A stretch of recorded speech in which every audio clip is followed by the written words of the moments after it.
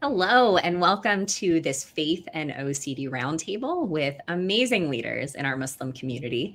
And we are so excited to talk about all things faith and OCD in treatment today in this interdisciplinary conversation.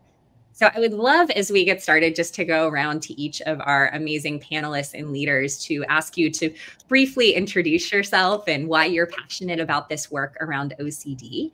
And then I'll also ask you to talk for just a few minutes about how we understand OCD within the Muslim community, or how does the Muslim community understand OCD, whatever makes the most sense to you.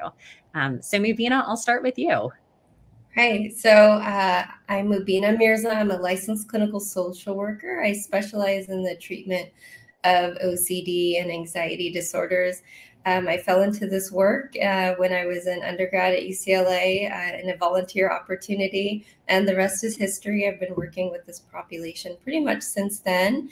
And I'm also part of the Muslim community. I was born and raised Muslim in Southern California. So I work a lot with scrupulosity.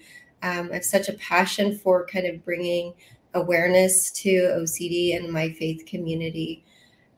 So how do we understand OCD within our faith community? I would say, OCD is prevalent across the globe. It affects 2 to 3% of the population, regardless of faith, culture, background, nationality. So it affects Muslims just as it affects anyone else. OCD is not a faith issue. Those things are separate, right? A person can be practicing and have a full belief, but still be afflicted by this mental health affliction. So when I talk about faith and OCD can latch on to somebody's faith, regardless of how faithful that person is. Thank you so much, Mubina, and for all of the work that you do.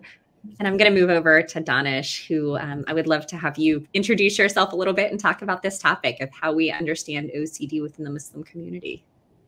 Hello, everyone. My name is Danish. I'm an undergrad at Yale.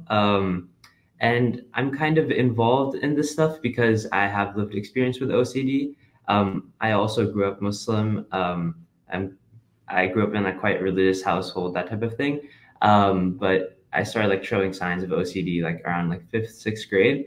And it wasn't until the first year of college, the summer of first year of college, where I was able to get research-backed treatment for it. And because of that, my life turned around. I was able to do simple things like have friends and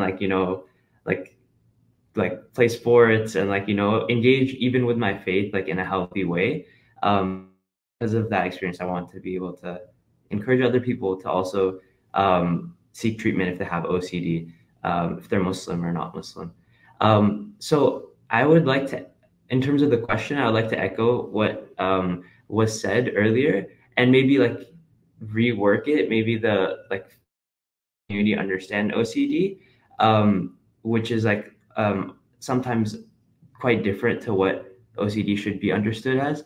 At least from my perspective, in my faith community, it was seen as a faith-based issue. And I think that's why conversations like these are so important, so that we're able to delineate what is accurate and what isn't accurate. And yeah, a lot of the culture around it, things that my parents said or some of my mom said that weren't just educated about the topic, was oh, you need to pray more because these thoughts that you're getting are because you aren't praying enough, etc. While that's just inaccurate and ineffective. So yeah, that's why these conversations are important, so that we can kind of destigmatize the issue and go towards solutions that work and are backed by research. Thank you so much. And so important. And I love that you're speaking from lived experience, but also speaking from, again, the perspective that Mubina brought up, that it isn't a faith issue, it's an OCD issue. And by engaging in treatment, we can reconnect with our faith in beautiful, value-driven ways. So I would love to hear from Chaplain Kaiser a little bit more about who you are and the work that you do, but also how you think we might understand OCD within the Muslim community. Thank you, Reverend Katie. It's such a pleasure to be on with you, and I'm really excited to hear from everyone on this. I work as the Muslim chaplain at Rutgers University, and we happen to have the largest Muslim population on any campus in the country, with almost 5,000 students at the campus that I serve at. So one of the roles of a chaplain, when I have to even describe what that is to the Muslim community, it's like a combination between a counselor and an imam. And I've worn both of those hats at different roles in my past as well. But one of the roles ends up becoming making accommodations that are available to the general community, also available to the specific community. So anytime you have a minority community of any sort, whether that be cultural, religious, socioeconomic, they have a hard time utilizing resources like counseling departments, utilizing clinical resources.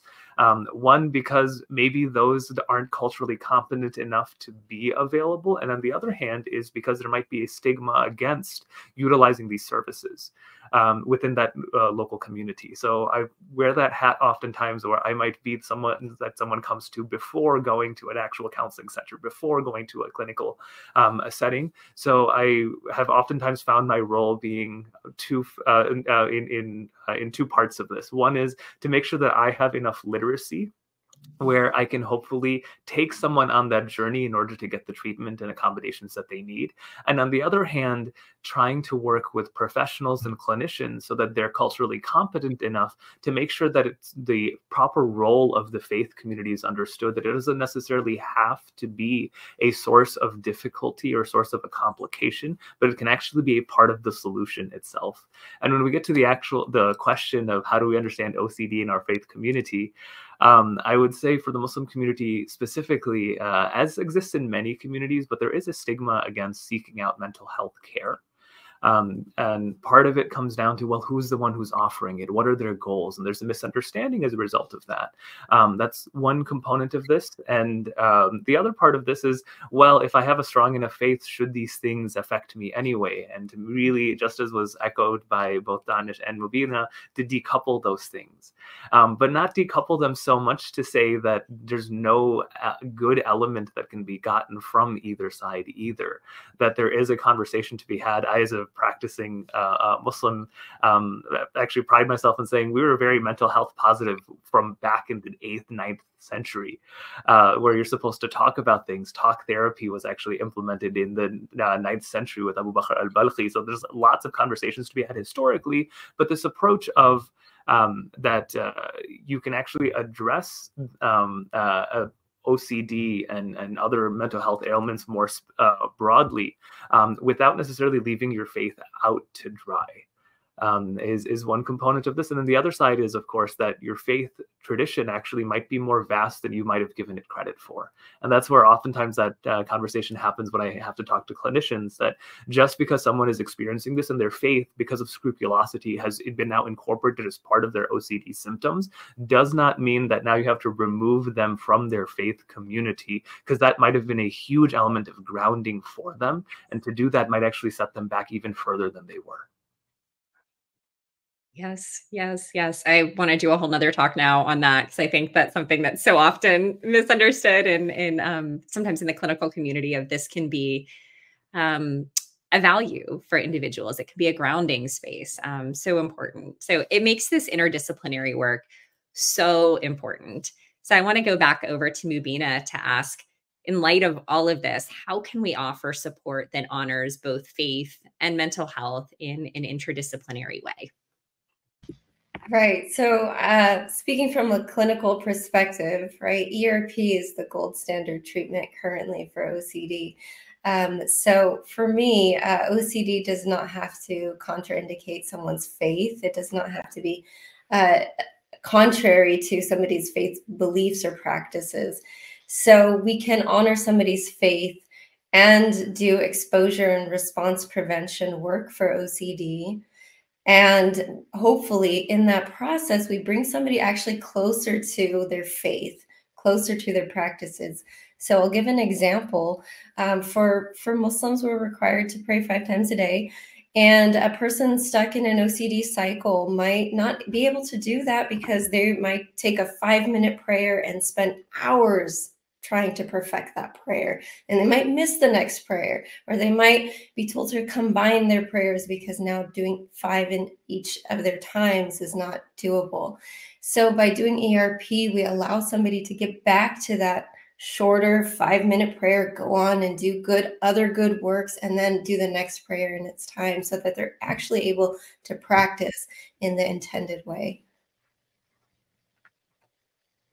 Thank you so much, Mubina. Thank you for that description. And Danish, I know that you have lived this out in your treatment and in your life. So I'd love to hear a little bit more from you, building on what Mubina shared, on how we can offer support that honors both faith and mental health. Yeah. I would like to first, before like giving my own answer, I'd like to echo what was said, because for me personally, I've had the same experience where like specific practices like the prayer thing, or like making like ablution wudu, like becomes way easier after you do ERP. Like it just, like you're able to do it without the anxiety, and just a general reduction in anxiety just means, you're able to have like more peace and like, that type of thing. So yeah, it can definitely like actually increase like aspects of your religiosity. I think for that is like a very valuable goal. So I think support, like I think people that are specialists in different areas, like kind of recognizing their specialty and their skill sets, and then also like their like limitations, is like a very important factor in this. So for example, like goes to an imam, which was like my experience, because I had religious related OCD. So the natural like first step you do as someone that's experiencing like intrusive thoughts is like, oh, I'm going to go to a religious leader because they hold authority, right? And them like understanding their place as like maybe like a counselor, but also their limitations in like, oh, I can't provide treatment for this. Maybe you should go to this other person that is a specialist in this field, because they've like spent like 8 years like researching OCD and like getting like qualified to be able to help you, would be kind of like a good step. And then also the same way for a therapist, like knowing their place in terms of like religious rulings, and like framing things in maybe like a way that might be a little bit more conducive to the patient, would be effective. And that might be able to be done like most effectively if there's conversation between like a therapist and an imam. I think, yeah, conversations are always good. Communication is good. So just like what we're doing right now, if both sides like get like trainings in terms of being culturally competent, also knowing the that type of thing, I think that would be helpful. I'm going to build on the answers that were given by both Mubina and Danish on this. That I think a couple of things that could be said is, one is, just as was echoed, this idea of like there's communication between both the faith side of things and the clinical side of things, but making sure to respect distinction. And just to echo that, actually, one of my mentors, he's a very accomplished Islamic scholar, to the point where literally he's the one that scholars go to get opinions from when it comes to jurisprudential issues. And he's also been a pediatrician for the last 27 years. But I've seen him do this in a talk before, where someone will ask him a question that seems to be medical. He will literally take off his hat, move 5 spaces to the right, and say, now I'm answering as a pediatrician, not as imam. And of course, that's an over-exaggeration in this case, but he does it to make a point that we should respect expertise where the information is coming from. So even symbolic gestures like that make a big difference. And I'll oftentimes do something similar, where I have a bit of background in CBT, but I'll oftentimes talk about, well, where is this coming from? Is this from a religiously motivated perspective, or is it going to be from mental health conversations or mental health training? And there can be overlap between the two of them, but having a healthy respect for both is going to be there. But then with enough familiarity to say that oftentimes what the language that's being used in one space might be addressing something similar. I know for specifically OCD, an Islamic concept that gets brought up is this idea of qahrul waswas. It's called an overwhelming sense of whispering. And then it's like, wait, how is that going to be completely different than obtrusive thoughts? And an example I like usually to make that hit home is we actually oftentimes will use language based on our reference points.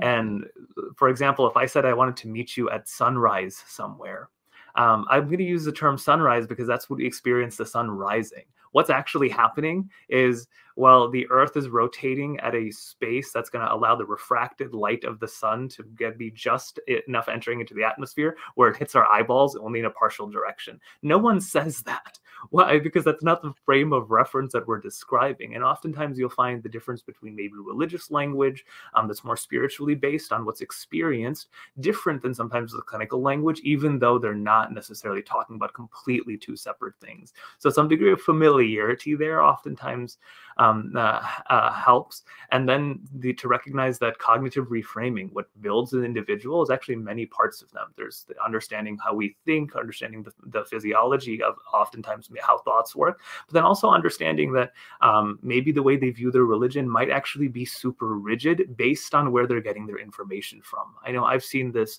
particularly when students will put up, or patients will form a rigid structure in their head based on research online. And even something as simple as, did you talk to someone or did you just Google it? That having access to the internet is great for so many different things, and religious literacy can increase as a result. But oftentimes, if you've Googled opinions, you're going to find you can put yourself into a very narrow corridor, rather than if you would have reached out to a religious leader and they would have understood that the tendency you're going with is actually limiting yourself so much, they would have actually guided you to a much less rigid format than maybe you've been locked into. So having these type of awarenesses oftentimes helps. So that cognitive reframing might have a religious lens to it that could actually broaden, rather than sometimes just saying to ignore it completely. I want to clip what you just said and share that with literally everyone I work with in the scrupulosity area, because I think so often folks go and search, and there becomes this element of confirmation bias. They find the scariest possible thing that they're searching for, and it becomes much more rigid than had they just spoken to a religious leader and gotten a broader picture. So I think thank you for highlighting that. I would love to move back to Mubina to ask you, so how do you think individuals with OCD, clinicians, and faith leaders can support one another in this work? And I know you've already started to speak to this, but I think this interdisciplinary work is so important. So we'd love to hear how you see this support from one another, but also how they can raise awareness together, how they can work to destigmatize OCD or OCD treatment.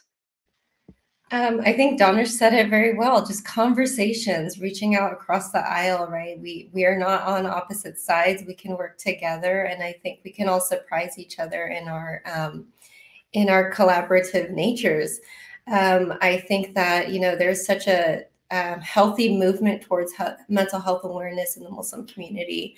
And it's been a process, but it is definitely there. Like, we have the lab up at Stanford for Islamic psychology. We have organizations like the Khalil Center, which has spots around the nation. We're just kind of moving in this direction. So bringing in clinicians and faith leaders and communicating and organizing together can work to destigmatize, and then putting ourselves out there, like in situations exactly like this, putting ourselves out there, putting out whatever expertise we have to build awareness would be helpful.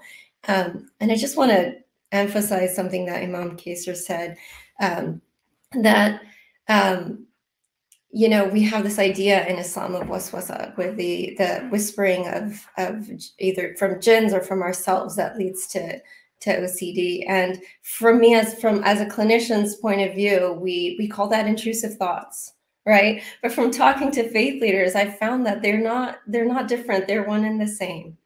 And so to have those conversations and be open about that, I can learn that my treatment towards clients is also faith-based, and it has history and it has context. Thank you for that, Mubina. Thank you. Thank you. I would love to go to Danish, who is putting himself out here in so many ways that we're talking about today in conversation. And I do want to highlight how incredibly, I know this isn't what our conversation is about today, but I do want to highlight how brave it is for you to be putting your story out there and to also be advocating. And I remember in my own journey with OCD being so terrified putting that out there for the first time. And I think you, I want you to know how many lives you are making a difference in by sharing that from your perspective, and how many people will then see you and be like, okay, I can do this. I can get treatment. So thank you for that. And would love to hear your perspective on how folks with OCD, clinicians, and faith leaders can support one another, which I know you've already spoken to a little bit so beautifully. I appreciate that. Hopefully it does have an impact in that type of thing. I think on that point about like the fear, like my personal fear, and like, like when like we have like extra like I don't know the exact word for it, like sunnah, like nawafil, like prayers that we do, like aside from like the prescribed like mandatory ones. And like while I was getting treatment, like one of the things I was doing was like not doing those, even in like group context, like if I was around friends, and like I was kind of like known for better, for worse, like as like someone, like prayed a lot, like, like read Quran, that type of thing. And I was like very like worried, like, oh, like what will people think that, but like when you like have conversations with people, you realize are way more understanding, and that like people understand that like the spiritual like road, and also like the health road for different people is very different and unique. And especially when you have like a faith leader that's like understanding and like very like emphasizing like the mentorship aspect that's been so crucial to our tradition, of like, you have an individual path, and like that's what matters. I had that in Imam Omar. He's the chaplain at Yale. That really helps, and that like it makes it easier to do things like this, like so yeah, I'm very thankful about all of that. But in terms of for each other, I think one aspect, like kind of very practical, would be like support while getting like treatment. So I personally didn't see like a faith leader and a clinician like talk to each other. Like, I mean, my treatment was still fine, but what one thing I did see was my like therapist like reached out to my mother, like, to kind of put down like guidelines in terms of reassurance, and like also like, kind of how to deal with like, her own emotional turmoil, that type of thing. And I definitely think that would be like a viable thing for faith leaders and for clinicians, so that like while like a clinician is talking to someone that's going through treatment, they ask like, oh, have you been talking to someone about this? And you say like, I'm talking to a faith leader about this. And then they're like, oh, maybe I should talk to them and have a conversation about how we can collaborate certain guidelines for the faith leader, because they're obviously not like trained in ERP and like that type of thing, or most of them aren't. And then the faith leader could also give their own input about the treatment. I think that would be very effective. And especially if someone takes the initiative to do that, I think that would be helpful in a lot of circumstances. So yeah, that's, I think, one specific way. Thank you. Thank you for that. And I think there's such an openness to it too. I think there's sometimes just hesitation because folks don't always know how to start those conversations. And I love that you bring it up. I'm thinking about, I was presenting last week for a group of psychologists with from the faith perspective, and I was presenting with another psychologist, and we were actually talking about interdisciplinary conversations around OCD treatment. And we were modeling, what does this look like to have these conversations to support someone going through treatment? And the response was so fascinating to me because everyone was completely on board and also terrified. Everyone who was in the training said, well, how do I reach out to a faith leader? What is that role? Well, what if I say something wrong? What if I don't fully understand the tradition? What if I make a mistake? And it made me realize that these things that you're talking about, I think there's a desire to do that. And yet I think sometimes there just isn't enough understanding of how to step forward. And I think conversations like this make such a big difference. So I want to go to Chaplain Kaiser and would love to hear from you. How can these groups support one another? I mean, I think one major part of this comes as a responsibility to Muslim faith communities. We have a saying that what's said on the mimbar opens the door for it to be said in the homes, and or another way of translating that is what's said on the pulpit opens the door for it to be said at the table. So it becomes a responsibility to recognize that there are going to be times in which a faith-based intervention is not going to be enough, and to respect disciplines of health disciplines, and particularly mental health disciplines. So there's that responsibility. And as Mubina was saying earlier, there are now institutions and organizations within the Muslim community that are really on the forefront of this. Khalil Center, Dr. Rania Awad's work from Stanford, Madistan. There's quite a few of these organizations that are now coming through. So that'll be there. And just being familiar with this does a couple of things. One is on the level of the Muslim community, they become more aware. But then also there is that stigma that if I go and seek out treatment from a secular, even though there is overlap, but a secular therapist of some sort, what direction are they going to be leading me? Am I going to have to leave my faith at the door for there to be some familiarity? Actually, no, there's Muslims who are in this field that are pioneering it, that have faith-based interventions. Even if that's not used, at least it's, oh, look, I don't have to leave my identity, even if I decide to go with just what's locally available, because oftentimes these centers are regionally locked. So you have like California, New York, New Jersey. These areas are very well served, but when you start getting into spaces in the middle of the country, they won't necessarily be there. But having some degree of familiarity with these terms and thought leaders would actually then open the door to actually know this isn't someone that's telling me to leave my faith at the door. They respect it enough to know resources that would be applicable for my faith community. So maybe I can actually utilize their services, even though they don't have that cultural competency themselves. So that would be there. And then, of course, the approach of for the Muslim community to be recognizing that some of how we put our rhetoric together should be based on principles much more than particularities.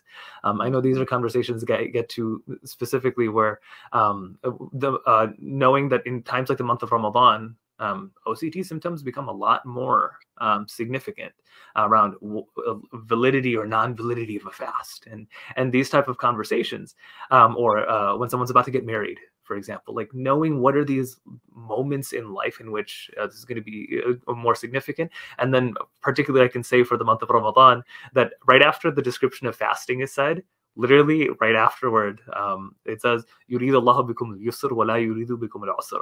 God wants ease for you, not difficulty. So to make sure that that gets emphasized at some point, because God's not trying to nickel and dime you. Hearing terms like that when they're not heard can actually lead someone down a very bad thought pattern. So far it's been 3. One was, of course, for the faith leaders and faith communities to be more open in talking about mental health, but particularly OCD symptoms, when to know when it's from just thoughts into getting into a clinical space, for clinicians to have some degree of familiarity of institutions and resources that are available, and then back to the faith community intervention. I'm going to give 2 for each. To be aware of certain times of the year, certain moments in which this is going to come up more significantly, and the more familiarity there is with these more basic premises, the easier that becomes. And the last one I had put forward is sometimes it takes a very small intervention. And what I mean by that is I've had students who will come into a counseling center and they're not sure if the person that they're talking to is going to have an Islamophobic tendency or not. And Islamophobia is a very real thing.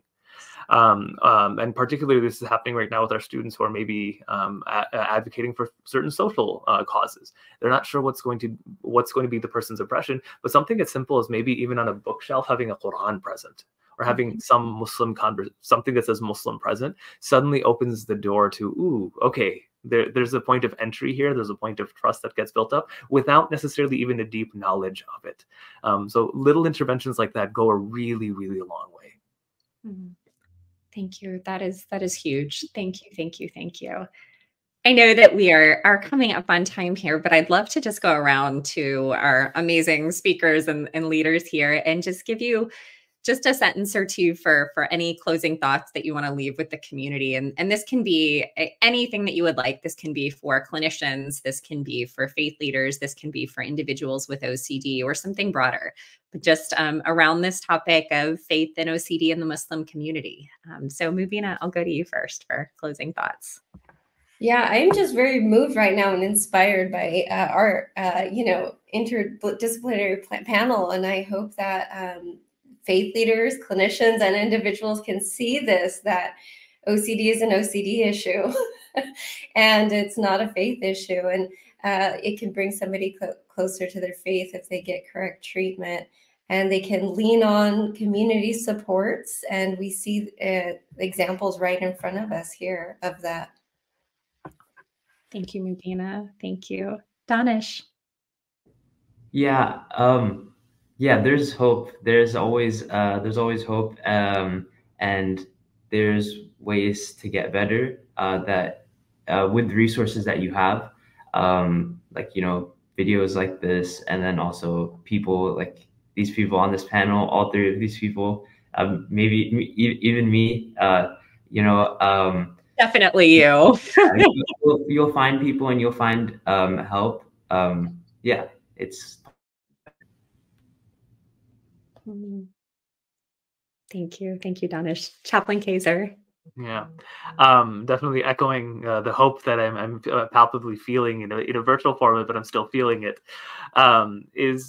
I think we're at an interesting moment in which overall wellness is being recognized as being interdisciplinary, that we had morphed into these categories of like, this category is this category is this category is this.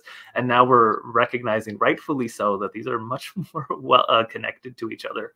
And conversations like this are proof of that there's a conversation around spiritual health and how that leads to mental health, and how that's, of course, and most of us know that connection is, of course, to physical health as well, that these all play together. And it could sometimes be that if one is suffering, you need an intervention from the other in order to get everything back on track, and they're all heading in a positive direction. And I see this, of course, specifically when it comes to treatments of specific conditions, but even that I see move towards that holistically through all levels of society and institutions. And that's just really heartening to see. Mm-hmm. Thank you. Thank you. Thank you, everyone, so much for being here. Of course, to our panelists and to everyone who is watching this right now. And if you are watching and you are looking for support, whether it's for treatment or resources as a faith leader or a clinician, please log into the IOCDF Faith and OCD resource page or attend one of the Faith and OCD conferences. We are just so thankful for you and want you to know that there is so much hope. So thank you again to all of you who are here and to all of our panelists today.